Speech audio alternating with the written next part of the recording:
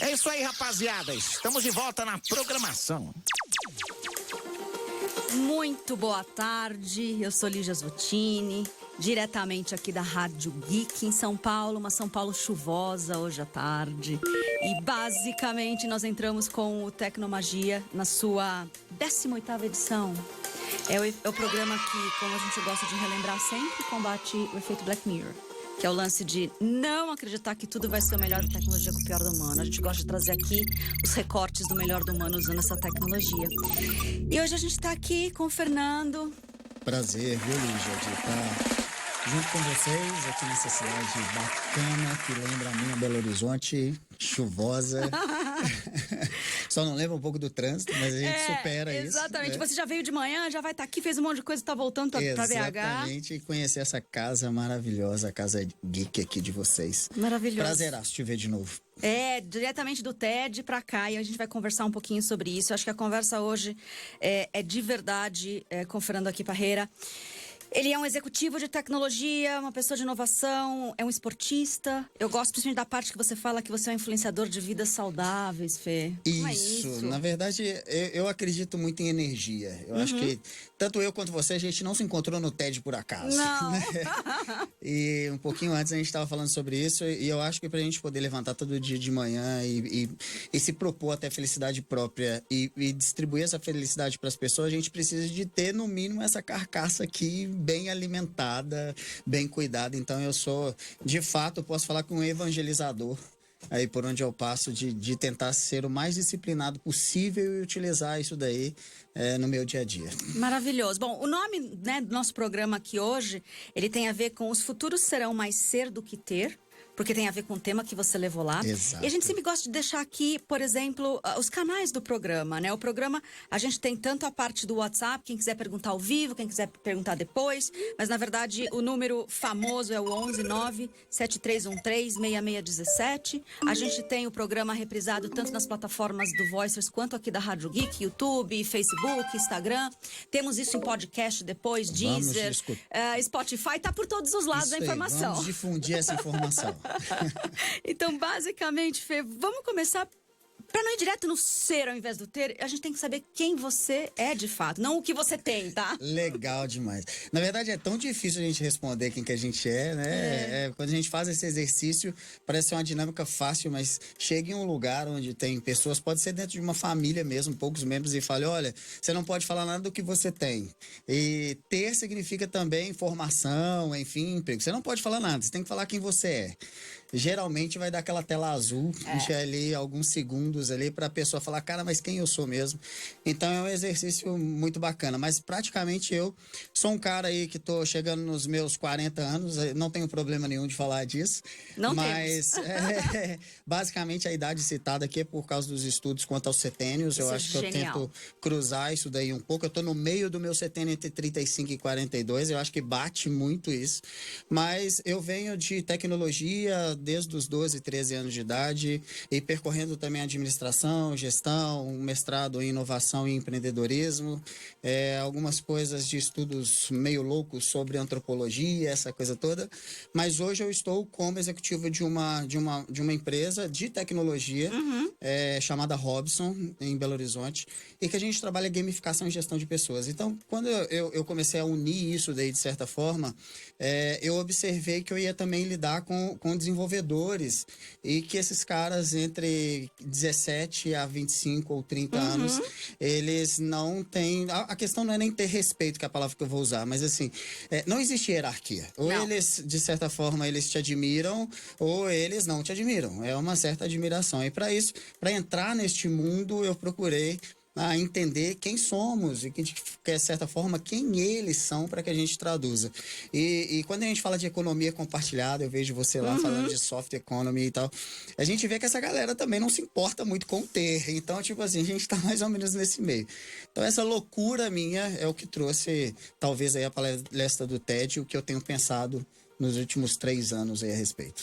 Maravilhoso. Então eu vou entrar exatamente nesse tema, né? A gente acabou de fazer um TED Talks no começo desse mês. Isso aí. Foi maravilhoso, acho que foi um line-up com muitos presentes, né? Sim. Não é à toa que estávamos lá e que estávamos todos ali. Acho que a gente tem uma conexão bonita. Rindo, chorando, emocionando. Né? Totalmente. E aí você fala muito, a sua palestra chama o Ser. E tem uma parte, depois você acabou soltando um artigo esses dias, comentando um pouco a experiência, e teve uma parte que me chamou muito a atenção, porque eu acho que faz parte da audiência desse programa e ajuda a gente a percorrer alguns mapas de migração. O destaque que eu coloco aqui você diz assim: o trabalho bem remunerado é mais valorizado que o trabalho que traz satisfação. Afinal, a sociedade nos ensina que o trabalho deve proporcionar ao indivíduo meios de ter, e não para se tornar o que na verdade se é. Exatamente. Eu acho que isso é uma incógnita. Às vezes difícil da gente responder, mas a gente precisa de procurar cada vez mais. Porque eu vejo que quando a gente cruza digital, mundo digital, é muito fácil a gente ver o ter. E pouco a gente saber quem é, de certa forma.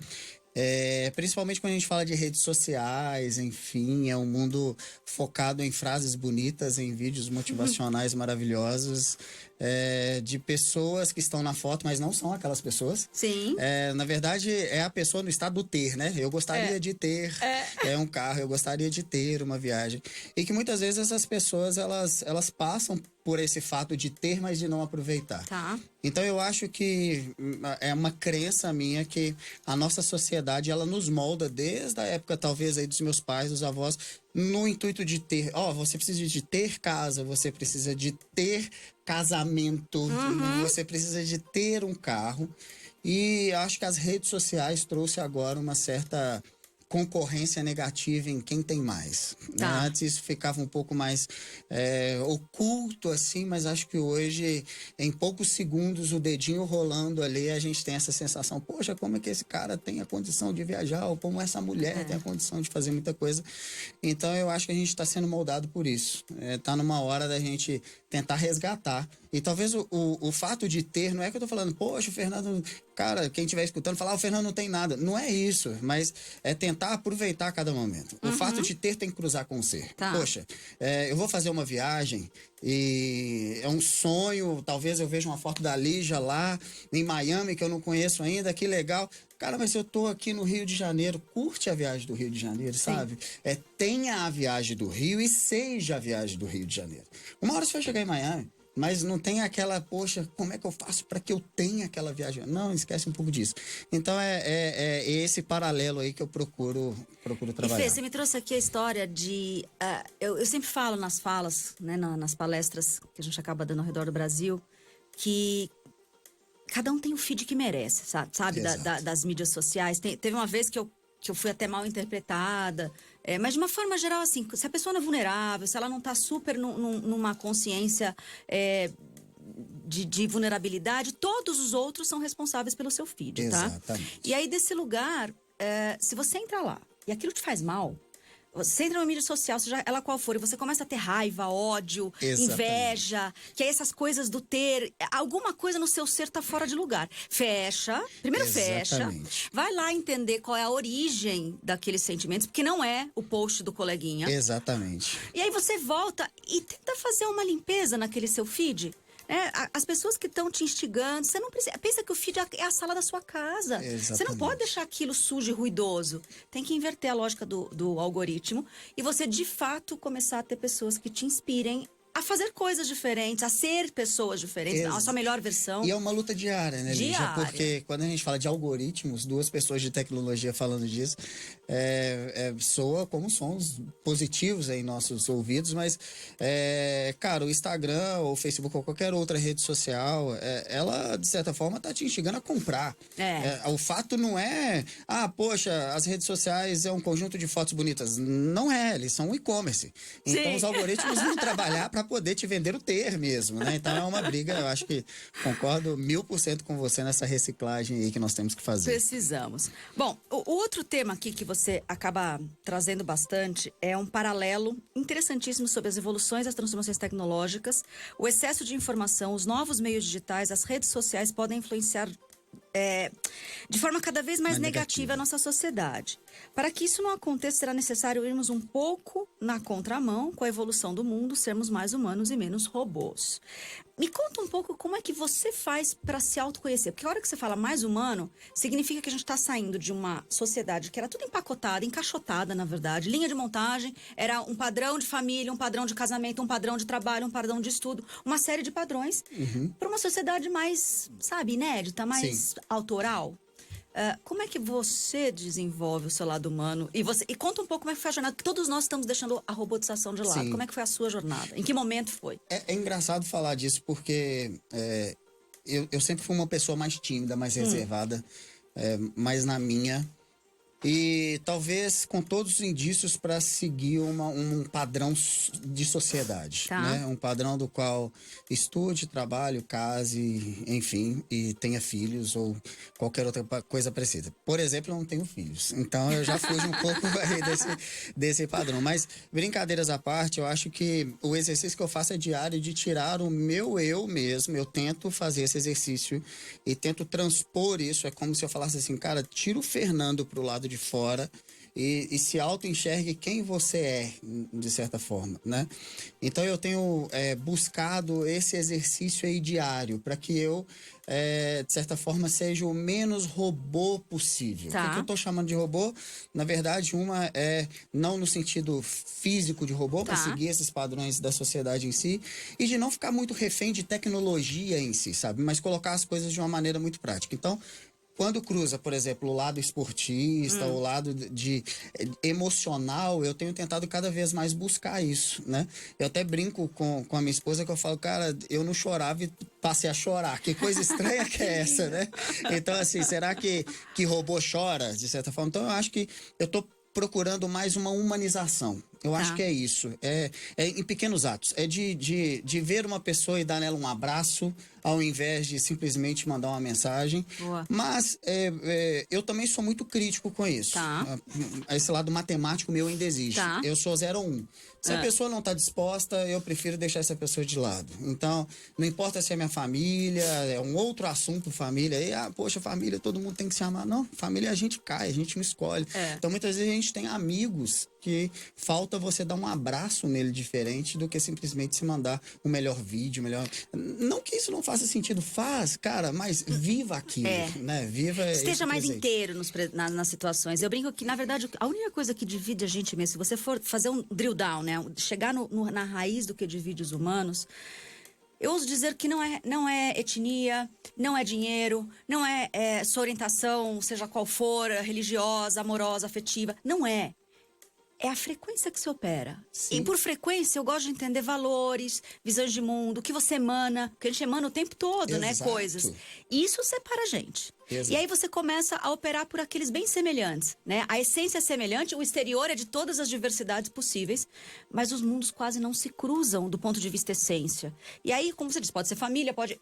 E a gente tem que... E a hora que você entende isso, você tem que respeitar os inteiros, né? Exato. E viver os inteiros. Exato. Agora traz isso pro digital, onde você tem uma série de hashtags extremamente inteligentes. O que elas fazem? Elas unem as pessoas, mas ela vai unir talvez por aparência, porque o digital não tem sentimento. Não tem, ela não consegue capturar tudo. Ele não captura. Então, muitas vezes... É uma cópia barata. Eu chego numa academia, eu chego num restaurante, eu falo, poxa, aquela pessoa ali, eu sigo ela no Instagram, ela me segue, ela já me mandou mensagem e tal. Tudo bem que tem o lado da vergonha, talvez de ambas as partes, é isso que eu tô tentando quebrar ao longo do tempo, que eu usei aqui, eu não chorava, agora eu choro. Mas eu prefiro, talvez, chegar para uma pessoa e falar, poxa, que legal, você me segue, eu te sigo, deixa eu te dar um abraço e tal, né? Então eu acho que é isso, essa união que você falou, que é a energia...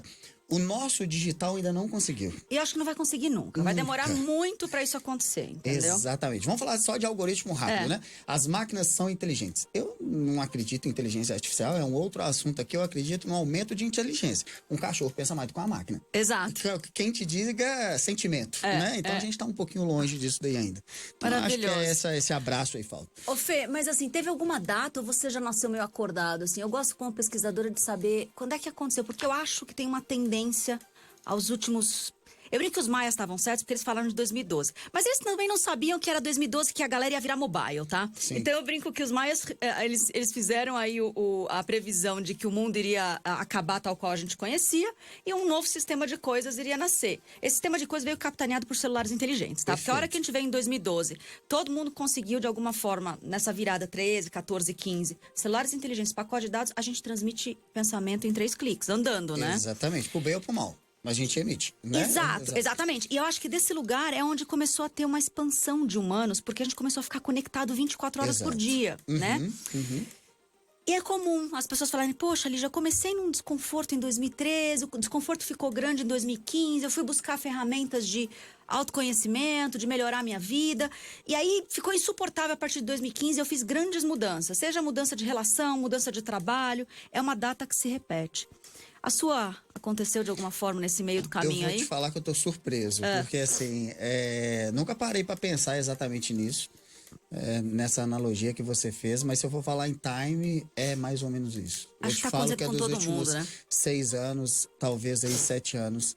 E fazendo um pensamento rápido, talvez por causa dessa facilidade de nos ter e de ter o outro de uma maneira muito na mão. Eu acho que, de certa forma, a gente aumentou aqueles canais, né? De 1 para 8 e tal. Existiam todos aqueles cálculos que falava de canal de comunicação. Hoje eles são cada vez maiores. Então, eu vejo que sim. Talvez eu acho que buscando esse momento da tecnologia e não só isso, talvez também o tema dos setênios. Vamos entrar já nele? Isso daí também. Porque já é o nosso tema aí. final aqui da última parte do programa. Eu acho que a maioria das pessoas nunca nem ouviu falar. Para mim, eu tenho uma grande amiga que já veio aqui falar, que é a Helene. Ela é a minha referência de Rudolf Steiner, dessa filosofia toda. Tanto que teve uma influência muito grande da gente mudar as crianças, né, os meus sobrinhos, todos para escolas Waldorf e tentar trabalhar desde o comecinho ali, eles muito mais a humanidade deles do que só a programação cognitiva e intelectual deles. Exatamente. E tá fazendo aula X, aula Y, aula Z, né? Foi o primeiro ano e fez curas gigantescas nas crianças, tá? Uma de 14, uma de 3, um de 6 e o bebezinho que vai entrar daqui a pouco. A gente viu a diferença, tá? Mas a maioria das pessoas não conhece. Então conta um pouco, como é que você chega até eles e o que você sabe disso? Eu posso te falar que eu sou um mero aprendiz disso. Não sou um profissional da área, mas sou extremamente curioso, porque a psicologia nos explica, né? Eu acho que antes da gente explicar as pessoas, a gente tem que saber quem somos, de certa forma. Então, essa teoria do Steiner, para mim, eu ali, mais ou menos, uns 5 anos atrás, mais ou menos isso, eu tava aí com uns 33, mais ou menos, e eu vivi alguns conflitos mesmo de estilo de roupa, estilo de as pessoas que eu convivia, enfim, as escolhas que eu estava fazendo. Aquele carro do qual eu já tinha comprado lá com uns 25 anos e gostava de trocar de carro todo ano, não fazia mais diferença para mim. Carro sujo ou lavado toda semana. Então parece ser uma besteira, mas isso começou a mexer comigo. Eu falei, cara, tem que ter alguma coisa que explique isso de certa forma, né? E a partir do momento em que eu conheci esses setênios, eu fiz uma analogia aqui, uma brincadeira falando que eu não tenho filhos, mas eu tenho crianças próximas, um delas é o Enzo, que eu citei lá no dia da palestra, que é um carinha que eu conheci com 2 anos de idade, que de certa forma me ensinou a querer buscar o que eram os setênios, sabe? Então, eu acho que a mesma história que você acaba de me contar sobre as crianças e tal e tudo, eu ficava, cara, como que a gente vai cruzar o fato desses meninos nascerem em tablets, nascerem nesse mundo digital, com um pouco dessa loucura do que eu estou vivendo, de querer mais emoções ao invés de razões. E quando eu fiz lá meus 35 anos, eu escrevi um artigo disso, porque eu já tinha talvez uns 2 anos de estudo, mas de uma maneira mais simplista, até porque eu não sou um estudioso. O que eu falo para todo mundo leia a respeito dos setênios para poder explicar quem nós somos, quem sou eu, quem que é o Fernando, por que o Fernando passou a ter mais emoção. Por que antes ele era mais razão? Por que antes ele dava uma importância para lavar o carro e hoje ele não dá mais? essas coisas são explicadas através dos setênios. Que, na verdade, são os blocos de 7 anos, né? Do 0 ao 7, do 7 aos 14, dos 14 Existem ao 21. algumas teorias que dizem que existem blocos maiores de 0 a 21 anos, eles tratam assim, mas o que eu venho estudando são os cada 7 anos. Então, de 7 anos, de 0 a 7 anos é a criança ali que está ali no ninho, enfim, que você tem que fazer uma analogia com ela a brincar, a correr, porque ela está começando a entender o estado corpóreo dela, tanto que a cabecinha pesa mais do que o corpo, ele começa a entender o que é e tudo. E muitas vezes nós pegamos imagens de internet com crianças utilizando tablet. É um caminho sem volta também, porque a maioria dos pais, eu vejo nos restaurantes, o menino começa a chorar, o que ele faz? Ele pega o tablet e aí tem lá um videozinho, ele começa a observar aquilo, pô, é a hora do silêncio dos pais, tá? Mas como que a gente vai evoluir isso nas crianças? Já que os setênios falam o seguinte: moçada, de 0 a 7 anos é o ano da descoberta dessa galerinha aí. Eles têm que correr, eles têm que brincar, eles têm que cair, eles têm que machucar.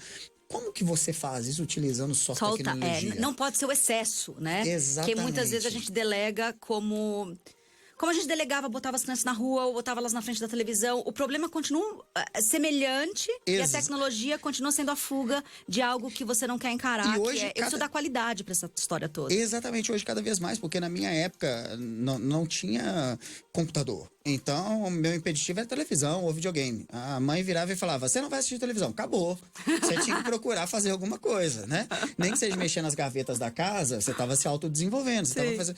Hoje não, hoje ele tem Smart TV, hoje ele tem videogame, hoje ele tem o celular, e ele tem um celular que não é dele, que as pessoas emprestam. Então a mãe corta, mas o amiguinho empresta, a tia empresta. Vou deixar o meu filho na sua casa porque eu vou dar uma volta, né? Deixa lá com a tia. A tia entrega o celular. Fernando, isso é errado? Não estou dizendo que é errado, mas como, aí é um questionamento que eu faço, por isso que eu estudo isso hoje, como que de fato a gente vai conseguir encaixar esses mundos? E essas escolas trazem isso? Né? Meu sobrinho tá com 6,5, então ele passou oficialmente, tá terminando agora o jardim, tá indo pro primeiro ano. Ele estava começando numa escola tradicional a ser alfabetizado, né? Com 5 anos e meio. Eu achei até uma violência, porque a gente quer muito que eles leiam antes do 7. E numa escola Waldorf, uma pedagogia Waldorf, a criança ela não lê antes do 7. Exatamente. Ela precisa ter os dentinhos ali caindo e nascendo. Ela se desconectou da mãe, porque até o 7 ela tá saindo ainda, ela tá entendendo que ela é um ser para além da mãe. Exatamente. Ela ainda está nascendo. Brinca o tempo inteirinho. Eles brincam o tempo inteirinho. E aí você fala, será? Gente, é isso aí. Tem que ter um exercício muito grande de confiança na pedagogia, mas a gente vê o quanto que eles crescem enquanto humanos numa régua muito rápida. Sim, é muito bonito você às vezes ver uma criança de 5 anos lendo, né? Mas... E o outro lado? Como é que a gente trata isso, né?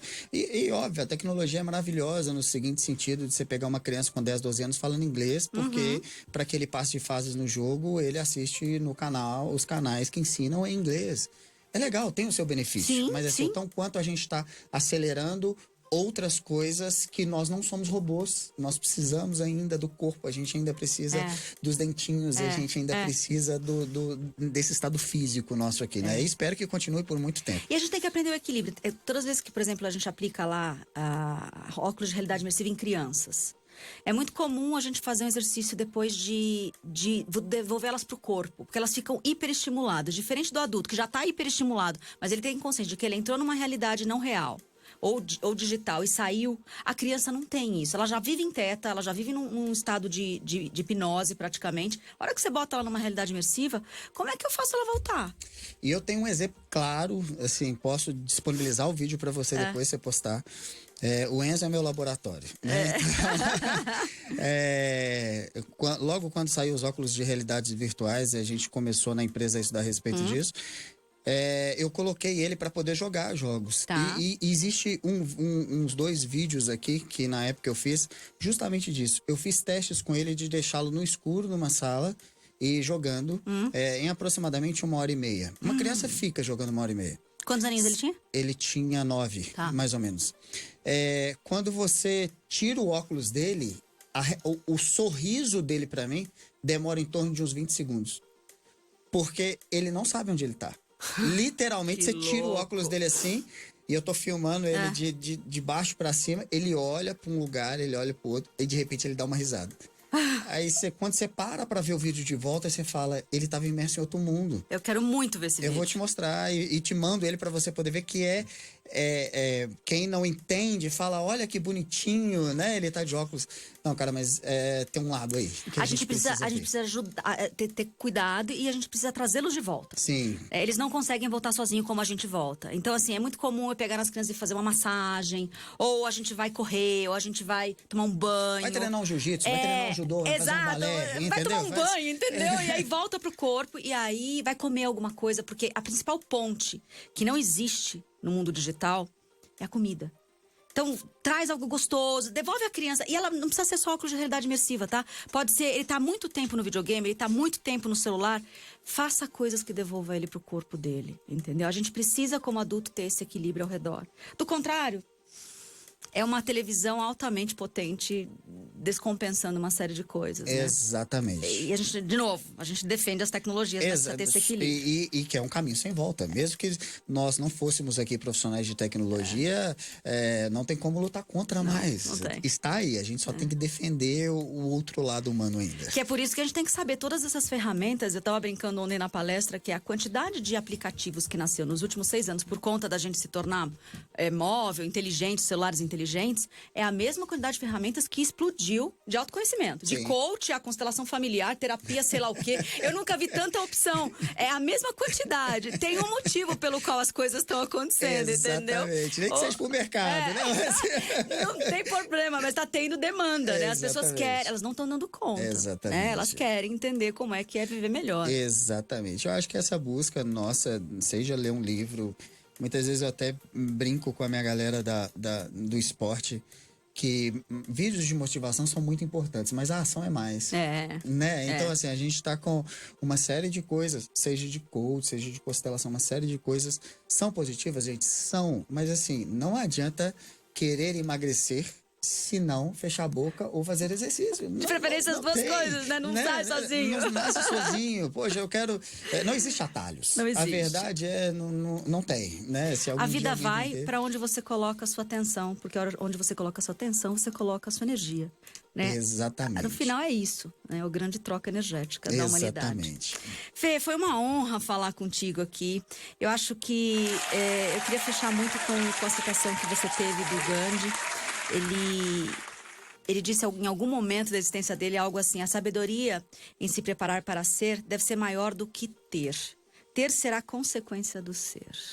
Exatamente. Eu acho que isso para a pessoa é muito fácil a gente pensar isso no sentido profissional, né? É mais fácil traduzir o que eu vou ter para que eu seja. Muitas vezes não é importante você ter para ser feliz, né? Sucesso não depende de estado de felicidade, então estado de felicidade depende do sucesso. Então, eu acho que são trocadilhos aí que eu acho que são importantes a gente entender a nossa essência, sabe? A gente, de certa forma, ser mesmo. Vamos buscar quem somos. Não é exercício fácil, é um exercício diário. Quando a gente tira o Fernando, eu particularmente tiro o Fernando pro lado de fora, eu brigo com esse Fernando também, né? O Fernando tem algumas manias, mas é importante. Eu acho que cada vez mais a gente procurar o abraço. Eu acho que se traduz no abraço. Assim, mande uma mensagem, mande o áudio, mas eu falo principalmente para quem segue muita gente em rede social. Cara, se um dia você curte as fotos dessa pessoa, enfim, eu não tô colocando aqui ciúme, relacionamento, vergonha, tira isso de lado, cara. Porra, mas se você entra, curte a foto de alguém, manda mensagem, na hora que você vê essa pessoa, vai lá, dá um abraço nela, troca energia. Exato. Né? E aí você realmente conheceu essa pessoa. Exatamente. Antes disso é só mais um nome no digital e é muito difícil a gente diferenciar. E que cada vez mais vão ser milhões, né? Isso é muito fácil. É isso aí. Bom, eu sou Lígia Zottini, diretamente aqui da Rádio Geek, programa Tecnomagia. A gente teve hoje aqui o Fernando Parreira. Falamos um pouco sobre o futuro ser muito mais sobre ser do que sobre ter. Fê, a gente vai estar com esse programa de novo só para as pessoas poderem encontrar nas mídias sociais, tanto do Voicers quanto da Rádio Geek. E principalmente, depois de uma semana, a gente transforma tudo isso em podcast. Que agora é o que a galera quer acompanhar e consumir. E a gente está tendo bastante aceitação. E feedbacks, tipo, em todas as plataformas. Deezer, Spotify, estamos em SoundCloud e por aí vai. Olha a tecnologia, você pode escutar tomando banho, comendo, fazendo qualquer coisa e aprendendo também, trocando informação. Maravilhoso. Bom, a nossa nossa conversa aqui com o Fê foi de um lugar muito apaixonado, que é o que a rádio realmente gosta. Um apaixonado pelo ser humano, pelo ser do ser humano. Então, muito obrigada, Fê, mais uma vez. E a gente se vê a semana que vem. Muito obrigado, gente. Tchau, tchau.